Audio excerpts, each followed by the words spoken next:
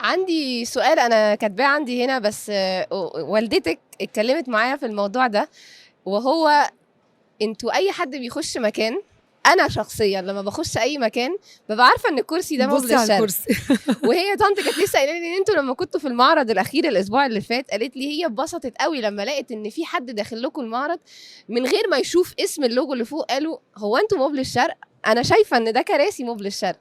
ده ازاي عرفتوا توصلوا للمعادله دي؟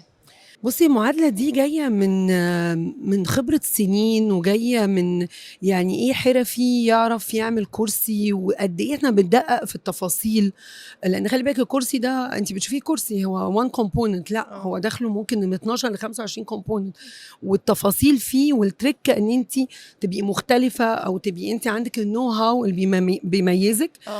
احنا بنعمل حاجات بقطعة واحدة من اول الظهر لغاية الرجل، ان يبقى فيه متانة واستمرارية وما يبقاش فيه فواصل، ده اللي بيميز مبل انت الشرق. قلتي لي ان انت عندك كرسي مميز قوي كذا عندكم، كرسي بكذا موديل كمان. لما الناس بتقلده انت تقدري تعرفي شكل التقليد ده الحقيقه بسبب بيجي لي من العملاء بتوعنا كمان. يعني بيجي يقول لي لا انا عرفت. هو بصي حلو انك تبقي الاوريجينال، ما انت لوي فيتون ولا ديار، طب ما دول اوريجينال بس بيتقلدوا كتير. لكن الاوريجينال از اوريجينال، وانا بالعكس انا ببسط كله دلوقتي بقى يعمل كراسي، وفي الفرايتي وتصميمات متاحه للجميع. بس هي فكره انك تقعدي على كرسي وترتاحي، وتلاقي الكرسي ده معمول بتقنيه معينه ومعمر معاكي. لان انا بيجي لي ناس يقول لي انا بقالي 30 سنه عندي كرسي، بس انت مميزه انك بتعملي الافتر سيل مينتنس، فانا ممكن اغير له اللون او اغير له قماش، بس الكرسي زي ما هو مفيش حاجه بتتكسر، مفيش حاجه بتبوظ. بغير قماش عشان زهقت من اللون، عشان عايزه اللوك الترندي انا برضو بواكب ده. التطورات دي ودي حلوه ان انت فدي بتبقى بالنسبه لي شهاده واونر، ان انا حد يجي يقول لي انا بقالي 30 سنه عندي كرسي زي ما هو ما حصلوش حاجه. وعلى فكره اعتقد يعني ان احنا برضو very similar في الحته دي، ان انا كمان الحمد لله بيجي لنا كومنتس كتيره قوي من عملاء بيقولوا لنا برضو انتوا قماشكم بقاله معانا 25 سنه، انا بغيره بس عشان انا زهقت من اللون، من الموتيفه، من كذا. لكن الحمد لله عايزه احنا الاثنين اشتغلنا على الحته دي، ان انا بدي للعميل حاجه ديورابل قوي، وفي نفس الوقت كل سنه بقدم له كل ما هو مواكب مع الموضه العالميه، وده اللي بيخلينا مستمرين. دي حقيقة. انك بتتطوري مش واقفه في مكانك يعني. دي حقيقه.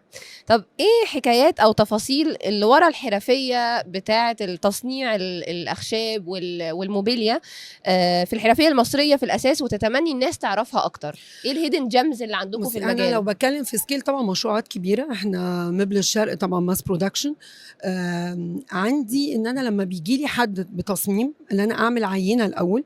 العينه دي عارفه زي الدكاتره كونسولتو بيبقى موجود منها الحرفي اللي اتعلم من والده، وعندنا اسطوات كان معانا من زمن علموا ولادهم، وعندنا عيله يعني انت الاسطى ده بيورث لغايه لما بيبقى ابنه واقف معانا.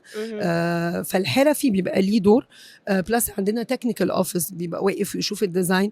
انا ممكن بصنع لناس مصممين كبار بره من لندن او فرنسا او حتى ايطاليا، وبصمم لناس مصريين برضو معروفين جدا في السوق.